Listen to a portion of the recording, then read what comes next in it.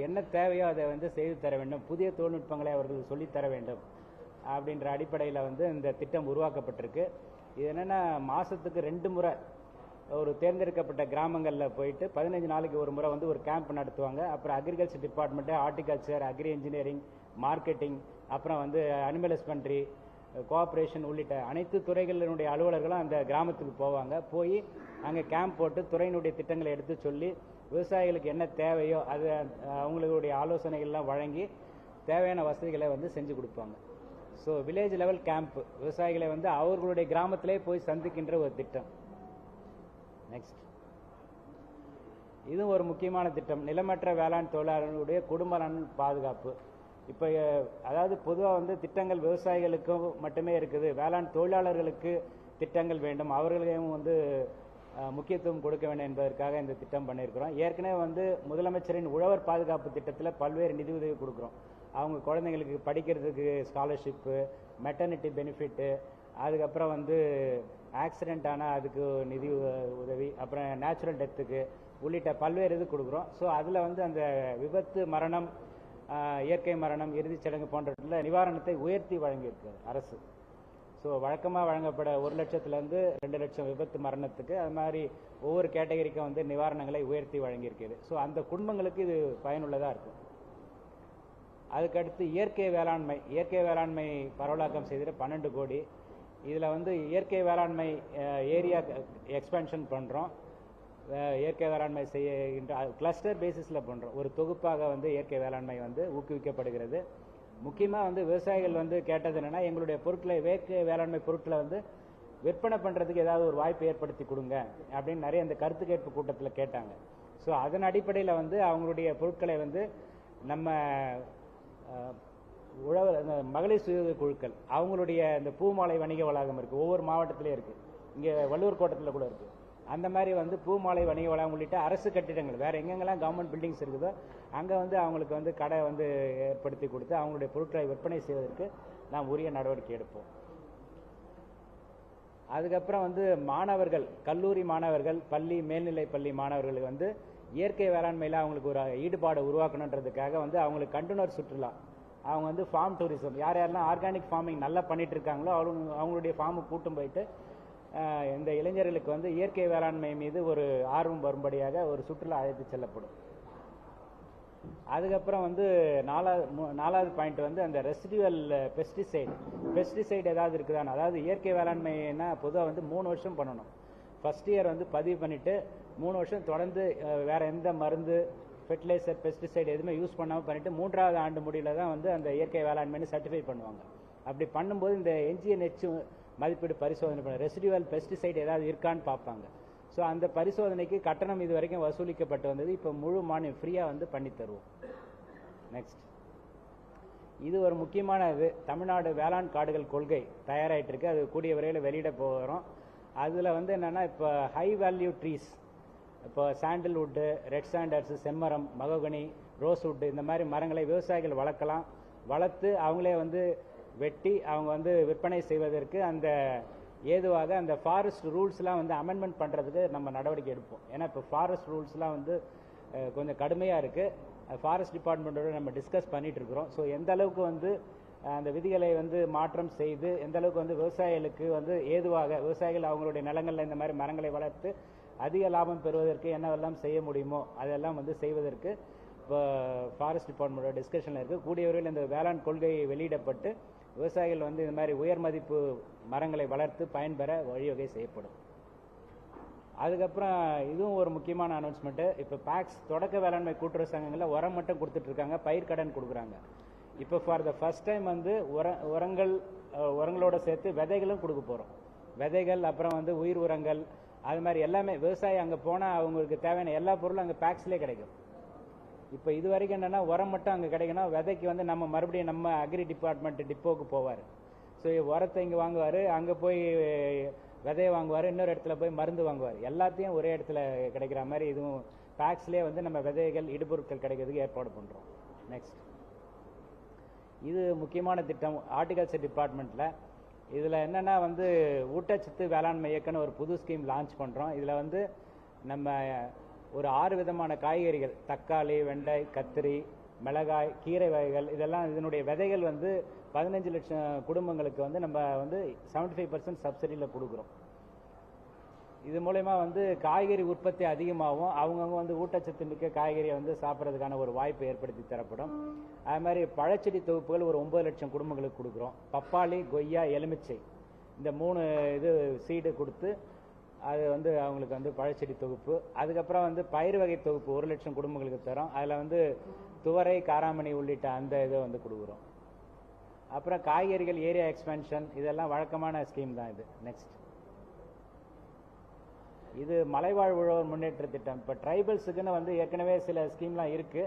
இருந்த போதிலும் special scheme for tribals, மலைவாழ் உழவர்களுக்கான ஒரு சிறப்பு திட்டம் 22 கோடியில் பண்ணுறோம். இதில் வந்து பலவிதமான ஊக்கம் அவங்களுக்கு வந்து தரமான நெல் விதைகள்லேருந்து ஆரம்பித்து அவங்களுக்கு தேவையான எல்லா வசதிகளும் பண்ணி கொடுக்குறோம். இயந்திரங்கள், அப்புறம் வந்து அவங்க மார்க்கெட்டிங் பண்ணுறது, வேல்யூ அடிஷன் எல்லாமே வந்து பண்ணுறோம். ஸோ அவங்களுக்கு வந்து ஒரு சிறப்பு திட்டம். வழக்கமாக வந்து ஒரு 15,000 20,000 உழவர்கள் வந்து பலன் பெறுவாங்க. இதில் 63,000, அப்படியே 3 மடங்கு வந்து அதிகமாகிற மாதிரி இந்த ஸ்கீம் கொண்டு வந்திருக்கோம்.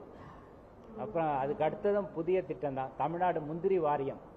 இது ஒரு புதிய திட்டம். இது வந்து இப்போ ஏற்கனவே முந்திரி சாகுபடி நம்ம தமிழ்நாட்டில் பல மாவட்டங்களில் இருக்குது. இப்போ கடலூர், புதுக்கோட்டை உள்ளிட்ட பல மாவட்டங்களில் இருக்குது. ஸோ முந்திரி சாகுபடி அதிகரிக்கிறதுக்கான முயற்சிகள் இதில் எடுக்கப்படும். அப்புறம் வந்து அந்த தொழில் நிறுவனங்களுக்கு வந்து ஊக்கமளிப்போம். அந்த தொழிலாளர்களுடைய நலன்களை பாதுகாக்கிறதுக்காக தமிழ்நாடு முந்திரி வாரியம் 10 கோடியில் செயல்படுத்தப்படும். நெக்ஸ்ட், அப்புறம் இது மைக்ரோ இரிகேஷன் ஏற்கனவே இருக்கிறது தான். இது 1168 கோடியில் செயல்படுத்தணும். பயிர் காப்பீட்டு திட்டம் ஏற்கனவே இருக்கிறது தான். ஒருங்கிணைந்து தென்னை வளர்ச்சி திட்டம், இது ஒரு முக்கியமான திட்டம். ஏற்கனவே தென்னை வந்து பண்ணிட்டு இருக்கோம். பட் இருந்தாலும் தென்னையில் வந்து இப்போ பூச்சி நோய் தாக்குதல் நிறைய இடத்துல இருக்கு. அந்த பூச்சி நோய் தாக்குதலை கட்டுப்படுத்தி அதை வந்து நல்லா காய்க்கிறதுக்கு ஏற்பாடு பண்ணுறோம். அதே போல் வந்து எங்கெங்கெல்லாம் வந்து ஏரியா எக்ஸ்பென்ஷன் வாய்ப்பு இருக்கோ அங்கெல்லாம் வந்து ஏரியா எக்ஸ்பென்ஷனுக்கும் போகிறோம். நெக்ஸ்ட், பலா மேம்பாட்டு இயக்கம், இதுக்கு 5 கோடி ரூபாயில் ஏற்கனவே லாஸ்ட் இயர், அதுக்கு முன்னாடி இயரில் வந்து புதிய பலா ரகங்கள் இதெல்லாம் வந்து அறிமுகப்படுத்துறதுக்கு நடவடிக்கையில் இருக்குது. ஸோ தொடர்ந்து இந்த ஆண்டும் பண்ணுவோம். வேளாண் இயந்திரமயமாக்குதல், இது வந்து எவரி இயர் பண்ணுறதான். பட் இருந்தாலும் இந்த வருஷம் அதிகபட்சமாக 215 கோடிக்கு வந்து வேளாண் இயந்திரமயமாக்குதல் திட்டம் பண்ணுறோம். இது இந்த வருஷம் என்ன முக்கியத்துவம்னா, சின்ன சின்ன வேளாண் கருவிகளுக்கு அதிக முக்கியத்துவம் கொடுக்குறோம். டிராக்டர் போன்றவர்களுக்கு கொடுத்தா கூட சின்ன சின்ன பவர் டில்லர், பவர் வீடர் அந்த மாதிரி இதுக்கு கொடுக்குறோம். ஏன்னா இப்போ களை எடுக்கிற இப்போ ஆட்கள் பற்றாக்குறை இருக்குது. எங்கே பார்த்தாலும் வந்து வேளாண் தொழிலுக்கு வந்து ஆட்கள் பற்றாக்குறை இருக்குது. ஸோ அதனால் சின்ன விவசாயிகள் வந்து சிறு குறு விவசாயிகள் அவங்களுடைய நிலத்தை அவங்களே உழுது அவங்களே களை எடுத்து அவங்களே பண்ணிக்கிற மாதிரி அதுக்கேற்ற மாதிரி மிஷினரிஸ் கொடுக்கறதுக்கு முக்கியத்துவம் தரும். அது மட்டும் இல்லாமல் இந்த முறை என்ன பண்ணுறோன்னா, இந்த ட்ரைனிங், இந்த கிராமத்தில் இருக்கக்கூடிய இளைஞர்களுக்கு வந்து வேளாண் இயந்திரங்கள் வந்து இயக்குவதற்கு, அது சர்வீஸ் பண்ணுறதுக்கெலாம் ட்ரைனிங் கொடுத்து அது ஒன்று பண்ணுறோம். நெக்ஸ்ட், இது ஒரு மாபெரும் திட்டம். வேளாண் விளைபொருளுக்கு தகுந்த 100 மதிப்பு கூட்டு மையங்கள் அமைத்திட 50 கோடி மானியம். இப்போ வந்து வேளாண் விளைபொருட்கள் வந்து சீசனில் வந்து அதிகமாக விளைஞ்சி நிறைய வீணாக போகுது. ரோட்லேயே கொட்டுற நிலைமை வருது. அப்புறம் வந்து விவசாயிகள் தோட்டங்கள்லேயே அழிச்சிடுறாங்க. அந்த மாதிரி நிலைமை வருது. அது மாதிரிலாம் இல்லாமல் அந்த விளைபொருட்களை மதிப்பு கூட்டி பண்ணுறதுக்கு தொழில் முனைவோர் தயாராகும் பட்சத்தில் அவங்களுக்கு வந்து அரசாங்கம் மானியம் கொடுக்குது. 1.5 கோடி ரூபாய் வரைக்கும் அவங்களுக்கு மானியம் கொடுக்குறோம். அவங்க வந்து டிபிஆர் ரெடி பண்ணி கொடுக்கணும். அந்த டிபிஆருக்கு வந்து அதிகபட்சமாக 25% சப்சிடி, மேக்ஸிமம் வந்து 1.5 crore வரைக்கும் வந்து நம்ம சப்சிடி கொடுக்குறோம். அவங்க எந்த கிராப் வேணால் எடுத்துக்கலாம். தக்காளி, மா, வேற மிளகாய், என்னென்னலாம் அதிகமாக விளையுதோ, என்னென்னலாம் மதிப்பு கூட்ட முடியுமோ, முருங்கை, பல பொருட்கள் எடுத்துக்கலாம். கிட்டத்தட்ட ஒரு 12-13 பொருள் நாங்கள் ஐடென்டிஃபை பண்ணியிருக்கோம். அது தவிர வேற எதுலையும் வந்து அவங்க முன் வந்தாலும் நம்ம வந்து உதவி செய்ய தயாராக இருக்கிறோம். அதுக்கப்புறம் ஈநாமில் வந்து ஏற்கனவே 157 ஒழுங்குமுறை விற்பனை கூடங்கள் இணைக்கப்பட்டிருக்கு. இப்போ இந்த ஆண்டு மேலும் ஒரு 56 விற்பனை கூடங்களை வந்து ஈநாமில் இணைப்போம்.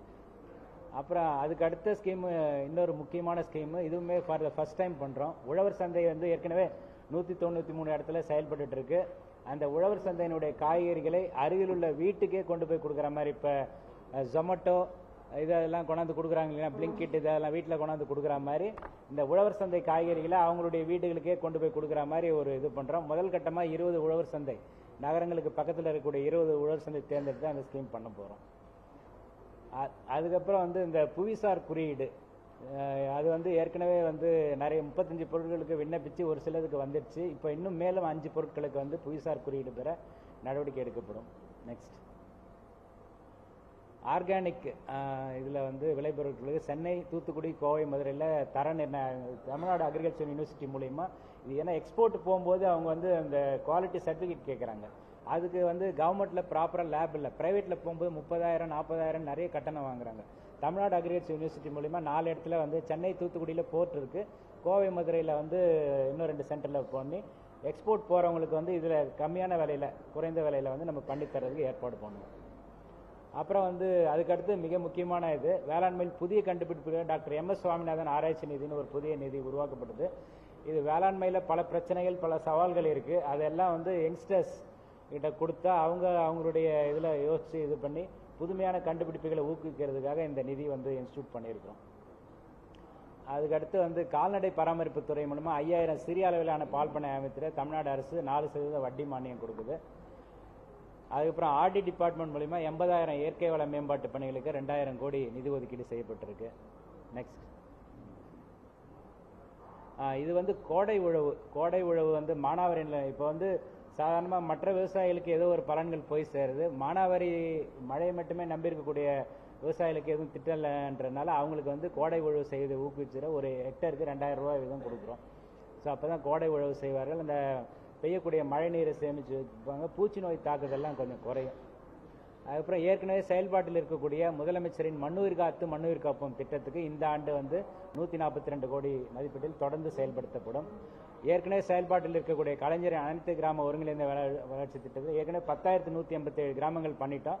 பேலன்ஸ் இருக்கக்கூடிய 2,338 கிராமங்களுக்கும் அந்த ஸ்கீம் பண்ணிட்டா இப்போ தமிழ்நாடு முழுவதும் உள்ள கிராமங்கள் வந்து கவர் பண்ணதாயிடும் இந்த வருஷத்தோட. நெக்ஸ்ட்,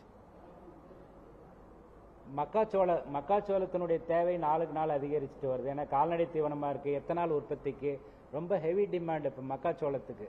அதனால் மக்காச்சோளத்தினுடைய உற்பத்தியை அதிகரிக்க வந்து இந்த திட்டம் மக்காச்சோள உற்பத்தி மேம்பாடு திட்டம்.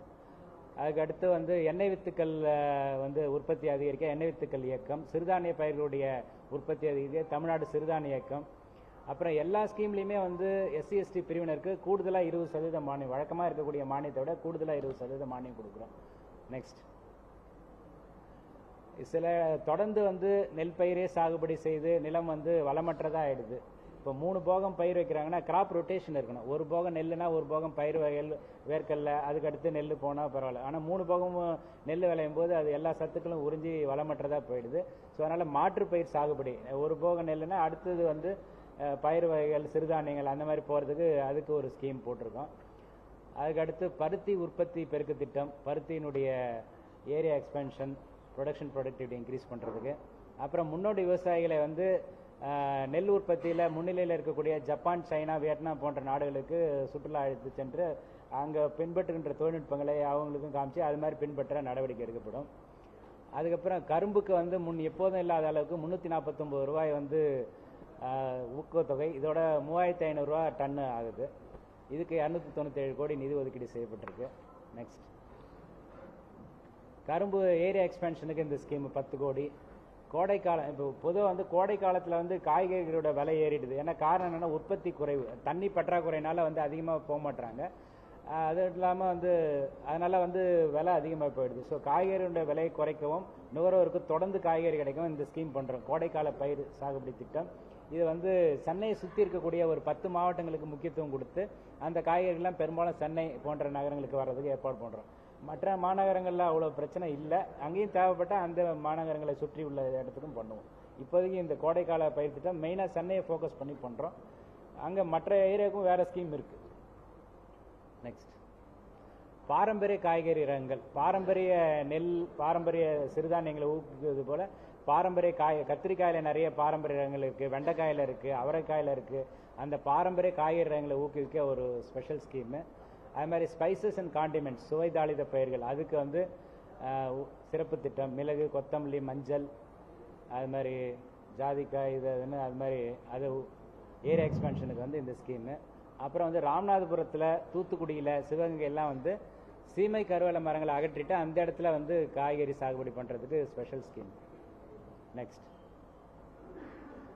அப்புறம் சோலார் பம்ப் செட்டு, அப்புறம் வந்து நம்ம ரெகுலேட்டட் மார்க்கெட்டுக்கு பில்டிங்ஸு, குடோனு, அப்புறம் உழவர் சந்தைகளில் ஏற்கனவே இருக்கக்கூடிய வசதிகளை மேம்படுத்துதல், கூட்டுறவு பயிர்க்கடன் இந்த வருஷம் 17,000 கோடியில் வழங்கப்படும். இதெல்லாம் அறிவிக்கப்பட்ட திட்டங்கள். நெக்ஸ்ட், உழவர்களுக்கு குறுகிய கால கடன் இது கோஆபரேட்டிவ் மூலிமா கொடுக்குது 3000 கோடி. டெல்டா மாவட்டங்களில் வந்து அந்த நெல்லை சேமித்து வைக்கிறதுக்காக வந்து 22, அது மாதிரி காஞ்சிபுரம், திருவண்ணாமலை போன்ற பகுதிகளில் அது ஒரு 6. ஸோ இது எல்லாமே வந்து நெல் சேமிப்பு இடங்கள் இங்கே பண்ணுறோம். அதுக்கடுத்து சிஎன்டி கேனாலில் வந்து டீசில்ட்டிங்கு, ஊரக பகுதியில் ஏழை மக்களுக்கு நாட்டுக்கோழி பண்ணைகள் அமைப்பதற்கு 6 கோடி நிதி. இதெல்லாமே வந்து நெக்ஸ்ட், மின்சாரத்தில் எங்கும் புல் நறுக்கும் கருவிகள். அடுத்து அவ்வளோதான். Thank you. Sir economics point 15 number படி கிளைமேட் சேஞ்ச் வந்து ஒரு அக்ரிகல்ச்சரா மிகப்பெரிய பாதிப்புன்னு சொல்லியிருக்காங்க. இப்போ ரெயின்ஃபால் பேட்டர்ன் வந்து கண்டினியூஸா மாறிக்கிட்டே இருக்கு. இப்போ நம்ம வந்து இப்போ கூட நம்ம பயிர்களுக்கு கிளைமேட் கொண்டு வந்துருக்கு. ஆனா அந்த இதை பார்க்கும்போது அப்படி ஒரு அதை எதிர்கொள்வதற்கான ஒரு பெரிய திட்டங்கள் பம்புசெட் அமைக்கிறதா இருக்கட்டும், அது இருக்கும்போது ஒரு பெரிய திட்டங்கள் எதுவுமே இல்லாத இருக்கு. அதுக்கு அப்படி பார்த்தீங்கன்னா இந்த அக்ரிகல்ச்சரா ஒரு கிளைமேட் சேஞ்ச் வந்து எப்படி பாதிக்கப்படுறது ஒரு ஸ்டடியோ ஒரு எதிர்கால ஒரு திட்டமோ இருக்கு. தமிழ்நாடு வேளாண் பல்கலைக்கழகத்து மூலயமா வந்து இப்போ 385 பிளாக்லையுமே ஒரு வில்லேஜை செலக்ட் பண்ணி இந்த கிளைமேட் ரெசிலியன்ட்னால எப்படி பாதிக்கப்படுது பயிர்கள்னு அவங்க ஆய்வு பண்ணி டேட்டாலாம் வச்சிருக்கிறாங்க. இந்த ஆண்டு என்ன பண்ண போறோம்னா அந்த ஒவ்வொரு கிராமத்துக்கும் விவசாயிகளை கொண்டு போயிட்டு 2030 வந்து கிளைமேட் எப்படி இருக்கும், 2050 கிளைமேட் எப்படி இருக்கும், எவ்வளோ டெம்பரேச்சர் அதிகமாகும், எவ்வளோ மழை பொழிவு குறையும், எவ்வளோ திடீர்னு எதிர்பாராத இதெல்லாம் வரும் அப்படின்ற மாதிரி வந்து அது எல்லாமே ரிசர்ச் பண்ணி வச்சிருக்காங்க. அது வந்து ஒரு மாடல் வில்லேஜாக எடுத்துக்கிட்டு அங்கே விவசாயிகளை கொண்டு போய் செயல் விளக்கங்கள் அமைச்சு அவங்களுக்கு எக்ஸ்பிளைன் பண்ணி அதுக்கேற்ற மாதிரி பண்ணுறோம். இப்போவே வந்து நம்ம வந்து கிளைமேட் ரெசிலியன்ட் அக்ரிகல்ச்சரை தான் வந்து நம்ம ப்ரமோட் பண்ணுறோம். இப்போ டெல்டா டிஸ்ட்ரிக்டில் வந்து பார்த்தீங்கன்னா இப்போ எந்தெந்த சீசனில் எப்போ வந்து நமக்கு அக்டோபர் நவம்பரில் வந்து ஹெவியாக ரெயின்ஃபால் வரும். அதனால் வந்து அதுக்கேற்ற மாதிரி முன்கூட்டியே வந்து கிராப்பை பிளான் பண்ணிக்கோங்க. அந்த சமயத்தில் வந்து மழையில் அடிபடாத மாதிரி அப்படி தான் நம்ம அட்வைசரி எல்லாம் கொடுக்குறோம். ஸோ இதை வந்து தமிழ்நாடு வேளாண் பல்கலைக்கழகம் விரிவாக ஆராய்ச்சி செய்து அதுக்கான ஒவ்வொரு பிளாக்லையுமே ஒரு வில்லேஜ் சூஸ் பண்ணியிருக்கிறாங்க. அதை வந்து எக்ஸ்பிளைன் பண்ணி இந்த வருஷம் வந்து விவசாயிகளுக்கு அது சம்மந்தமாக பண்ணப்படும். Climate resilient agriculture already started.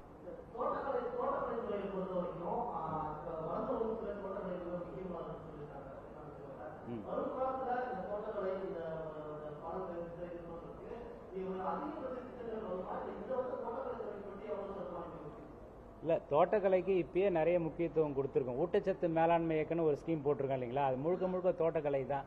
தோட்டக்கலையில் வந்து காய்கறிகள், பழங்களுடைய ஏரியா எக்ஸ்பென்ஷன் வழக்கமான ஸ்கீம் இருக்குது. அது இல்லாமல் ஸ்பெஷல் ஸ்கீமு இந்த முறை கொடுத்துருக்குறோம். ஒவ்வொரு கிராப் வைஸ் இப்போ படித்தோம் இல்லைங்களா, ஆமாம், சம்மர் கிராப் வேறு கொடுத்துருக்கோம். ஃப்ரூட்ஸ் வெஜிடபிள் கல்டிவேஷனுக்கு மேக்ஸிமம் இம்பார்ட்டன்ஸ், அதுவும் கிராப் வைஸ் கொடுத்துருக்கோம். மேஜர் கிராப்ஸ்லாம் பார்த்தீங்கன்னா ஒவ்வொரு கிராப்புக்குமே வந்து தனித்தனி ஸ்கீம் இருக்குது. அதனால் வந்து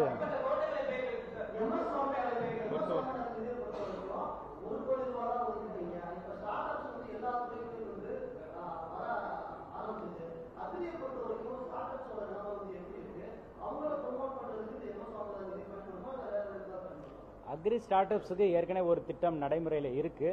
அது நம்ம அந்த இது பண்ணணும். இது வந்து தீர்க்க முடியாத வேளாண்மையில் இருக்கக்கூடிய பல பிரச்சனைகள் இருக்குது. அதுக்கு சொல்யூஷன் கண்டுபிடிக்கிறதுக்காக ஒரு ஹேக்கத்தான் மாதிரி நடத்தி சொல்யூஷன் கண்டுபிடிச்சு அதுக்கப்புறம் இம்ப்ளிமெண்டேஷனுக்கு வரும். ஸ்டார்ட் அப்ஸுக்குன்னு தனி ஸ்கீம் ஆல்ரெடி இருக்குது. அது எவ்வளோ பேர் வந்தாலும் அது நம்ம தனியாக அந்த ஸ்கீமில் கவர் பண்ணுவோம்.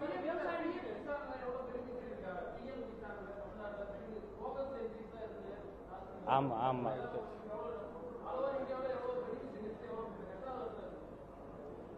அது அந்த டேட்டா நான் உங்களுக்கு கொடுக்குறேன். ஆக்சுவலாக என்னென்ன சொல்லுங்க.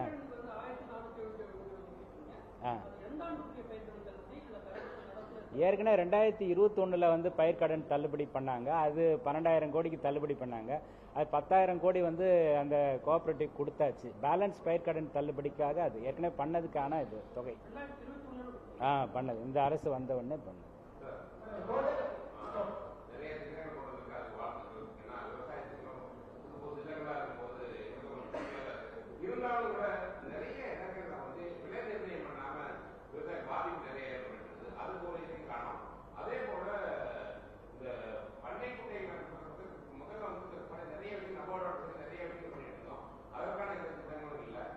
உழவர் மன்றங்களுடைய நிலைமை என்ன? அது நிறைய வந்து நிறைய உழவர்லாம் சேர்ந்து எப்படி ஒரு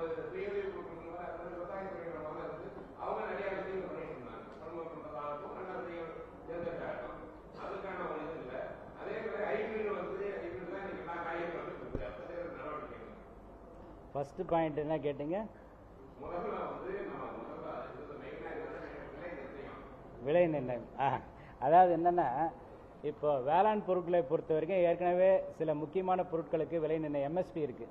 நெல்லுக்கு வந்து மினிமம் சப்போர்ட் பிரைஸ் இருக்கு, அது மாதிரி வந்து பல்சஸ்க்கு இருக்கு, கோப்ராக்கு இருக்கு, அது மாதிரி முக்கியமான இதுக்கு இருக்கு.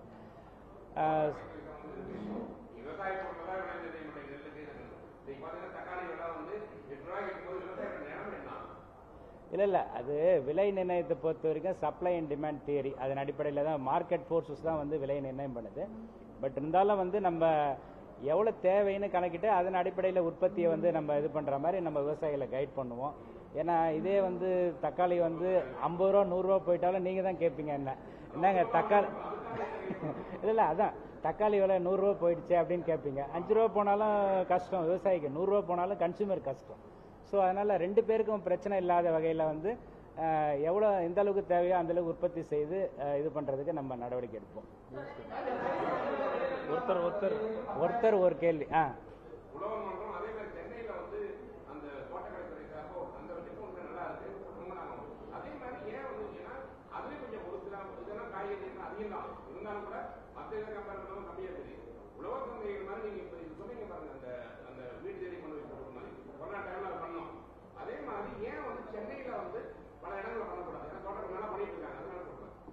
இல்ல அது பரீட்சார்த்த முறையில வந்து 20 உழவர் சந்தையில பண்றோம். அதனுடைய ரிசல்ட்டின் அடிப்படையில் ஃபர்தரா பண்ணுவோம். இருங்க அவர் ஏதோ சொல்றாரு.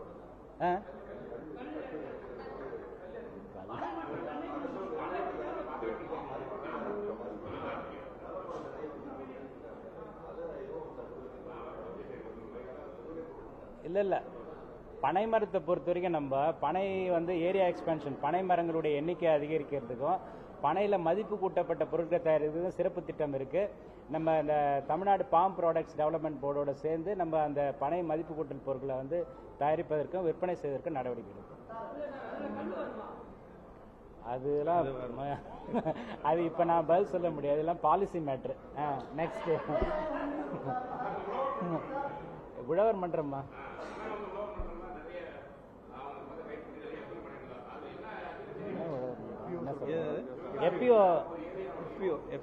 ஃபார்மர் ப்ரொடியூசர் ஆர்கனைசேஷன் இருக்காங்க, உழவர் உற்பத்தியாளர் நிறுவனம். இப்போ இந்த இதுல கூட உழவர் உற்பத்தியாளர் நிறுவனத்துக்கு நிறைய முக்கியத்துவம் கொடுத்துருக்காங்க. அதாவது என்னன்னா சீடு ப்ரொடியூஸ் பண்றதுக்கு அவங்களுக்கு வந்து ஒரு 3000 டன் வந்து சீடு உழவர் உற்பத்தியாளர் நிறுவனங்கள்ட்ட இருந்து வாங்குவோம். அப்புறம் வந்து உழவர் உற்பத்தியாளர் நிறுவனங்களுக்கு பொருளீட்டு கடன் எப்படி ஃபார்மர்ஸ் கொடுக்குற மாதிரி அவங்களுக்கு பிளட்ஜ் லோன் கொடுப்போம். அது மாதிரி நிறைய கன்செஷன்ஸ் போயிட்டு இருக்கு. மார்க்கெட்டிங்ல வந்து அவங்களுடைய ரோல் ரொம்ப முக்கியம். மார்க்கெட்டிங்ல வந்து நிறைய பண்றாங்க. அவங்களுடைய ப்ராடக்ட்ஸ்ல தான் இப்ப நிறைய மில்லட்ஸ் நிறைய ஐட்டம் பண்றதே எப்பிஓ தான். இப்போ பாத்தீங்கன்னா புதுக்கோட்டையில ஒரு எப்பிஓ தான் வந்து நிறைய மில்லட்ல வேல்யூ அடிஷன் பண்றாரு. விருதுநகர்ல ஒரு எப்பிஓ பண்றாரு. அது மாதிரி கோயம்புத்தூர்ல, நாமக்கல்ல நிறைய எப்பிஓஸ் தான் பண்றாங்க. ஸோ அதனால ஃபார்மர் ப்ரொடியூசர் ஆர்கனைசேஷன்ஸ் வந்து வைப்ரண்டா இருக்கு. அது இன்னும் கொஞ்சம் ஆக்டிவேட் பண்ணி நல்லா பண்ணுவோம்.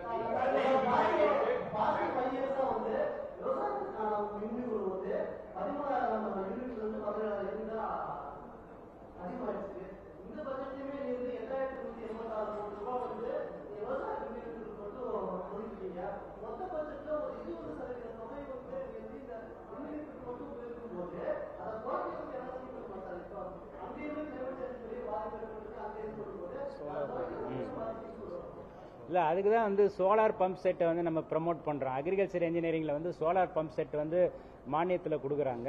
ஸோ விவசாயிகள் வந்து அந்த சோலார் பம்ப் செட்டை வாங்கி ஃபிக்ஸ் பண்ணிக்கிட்டா அவங்களுக்கு வந்து இந்த எலக்ட்ரிசிட்டி இது வந்து குறையும்.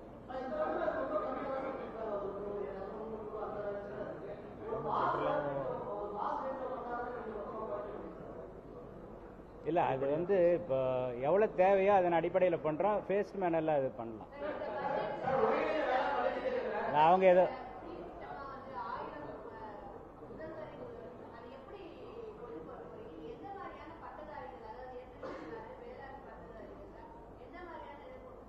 அக்ரி கிராஜுவேட்ஸ்மா, அக்ரி டிப்ளமோ ஹோல்டர்ஸ் யாரெல்லாம் வந்து தொழில் தொடங்க முன் வராங்களோ அவங்களுக்கு வந்து நம்ம வெப்சைட்டில் கொடுத்து அதில் அப்ளை பண்ண சொல்லிவிடுவோம். அப்ளை பண்ண உடனே அதை ஷார்ட் லிஸ்ட் பண்ணி இங்கே கமிட்டி வச்சு எல்லாம் ஷார்ட் லிஸ்ட் பண்ணி அவங்களுக்கு வந்து அந்த ஷாப் வைக்கிறதுக்கு அவங்களுக்கு தேவையான லைசன்ஸை நம்ம டிபார்ட்மெண்ட்லேயே கொடுப்போம். இப்போ சீடு விற்கணும்னா சீடு லைசன்ஸ் நம்ம டிபார்ட்மெண்ட் தான் கொடுக்கணும். ஸோ அது கொடுப்போம். ஃபெர்டிலைசர் லைசன்ஸ் நம்ம டிபார்ட்மெண்ட் தான் கொடுக்கணும், அதை கொடுப்போம். அது மாதிரி பெஸ்டிசைட் லைசன்ஸ் நம்ம டிபார்ட்மெண்ட் தான் கொடுக்கணும். நம்ம டிபார்ட்மெண்ட் தான் அவங்களுக்கு என்னென்னலாம் உதவி செய்ய முடியுமோ செஞ்சு அவங்க ஒரு ஷாப் எஸ்டாப்ளிஷ் பண்ணி அவங்க வந்து விவசாயிகளுக்கு சர்வீஸ் பண்ணுற அளவுக்கு வீல் ஃபெசிலிட்டேட்.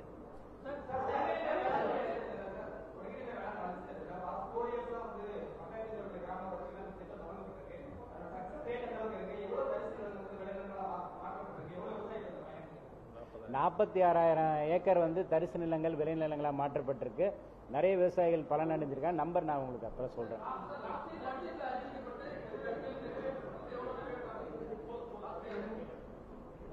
அது உங்களுக்கு புள்ளி விவரம் நான் தரேன். புள்ளி விவரமா கேட்காதீங்க, பொதுவான புள்ளி விவரத்தை கேட்டா அது கொஞ்சம் எடுக்கணும். பொதுவான இதுக்கு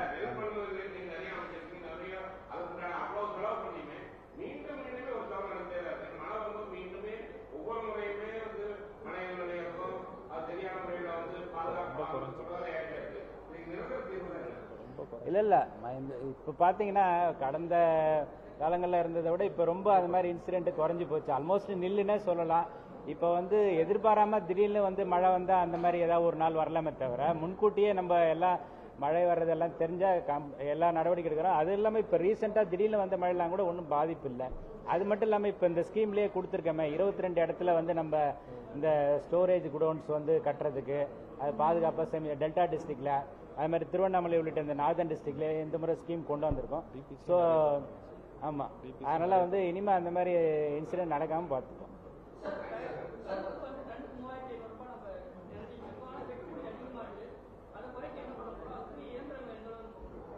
சுகர் கேன் ஹார்வெஸ்டர் வந்து இப்போ நம்மகிட்ட 98 ஹார்வெஸ்டர்ஸ் இருக்குது. அது தவிர சிறிய அளவிலான கரும்பு வெட்டும் இயந்திரங்கள் இருக்குதான்னு சொல்லி நம்ம ஆய்வு பண்றோம். அது இருந்தால் நம்ம வந்து வாங்கி வாடகை கொடுக்கறதுக்கு நம்ம ஏற்பாடு பண்ணுவோம்.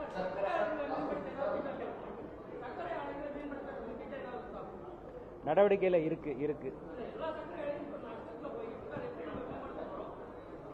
இல்ல அது ப்ராசஸ்ல இருக்கு. அது ஒரு கட்டத்துக்கு வந்ததுக்கு அப்புறம் சொல்றேன் நான். Last question.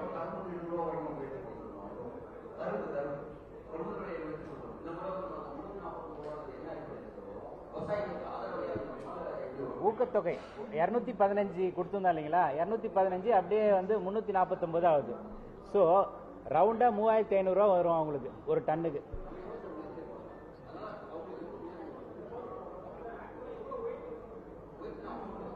ஒரு டன்னுக்கு வந்து நீங்க அதாவது இப்போ ஏற்கனவே வந்து 349 மைனஸ் 215 ஒரு டன்னுக்கு போட்டுங்க. இன்ட்டு எத்தனை டன்னு போட்டுங்க. சரி,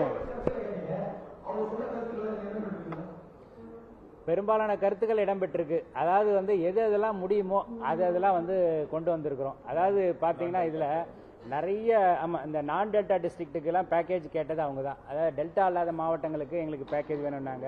இயற்கை வேளாண் இடுபொருட்களுக்கு கேட்டாங்க, கோடை உழவுக்கு கேட்டாங்க, மிஷினரிஸ் வந்து சின்ன மிஷினரிஸ் வேணும், களை எடுக்கிறதுக்கு மிஷினரிஸ் வேணும்னு கேட்டாங்க. ஸோ பெரும்பாலான கோரிக்கை வந்து அவங்களுடைய தேவையின் அடிப்படையில் தானே தவிர நம்ம துறை வந்து எதுவும் இல்லை. விவசாயிகளுக்கு என்ன தேவையோ அந்த திட்டங்களை தான் வந்து நம்ம பண்ணியிருக்கோம். யாரு சார்? ஆமா, அவங்களுக்கு கொடுத்துட்டோமே. அவங்களுக்கு வந்து ஏற்கனவே 588 கோடி கொடுத்துருக்கு. 500 கோடி வந்து ஒரு 5 மாவட்டம் கொடுத்துருக்கு. அப்புறம் 88 கோடி திருவண்ணாமலை கொடுத்துருக்கு. 588 கோடி கொடுத்துருக்கு.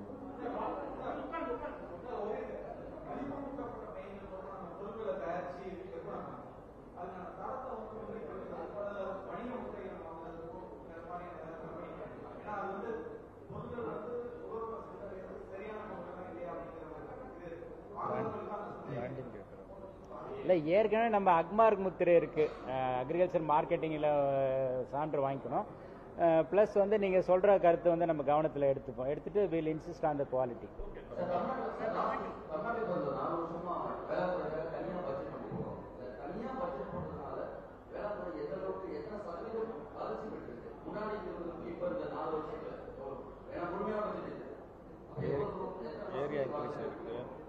இப்போ நீங்க ஸ்லைட்லயே பார்த்துருப்பீங்க, வேளாண் துறைக்கான நிதி ஆண்டுக்காண்டு அதிகமாகுது. அப்புறம் ஏரியா இன்க்ரீஸ் ஆயிருக்கு. முன்ன இருந்ததை விட சாகுபடி பரப்பு அதிகமாயிருக்கு. ஸோ அது மாதிரி வந்து விவசாயிகளுக்கு வந்து எல்லாமே ஓரளவுக்கு நல்ல விலை கிடைக்குது.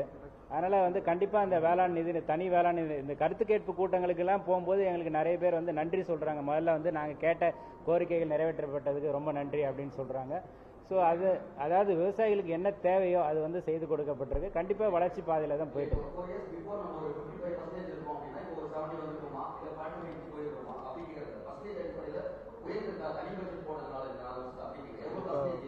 கண்டிப்பாக உயர்ந்திருக்கு. பர்சன்டேஜ் உங்களுக்கு நான் சொல்கிறேன். Okay, thank you.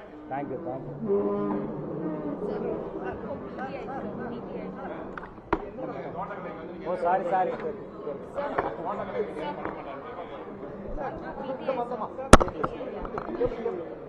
பிபிடி வேணுமா? பிபிடி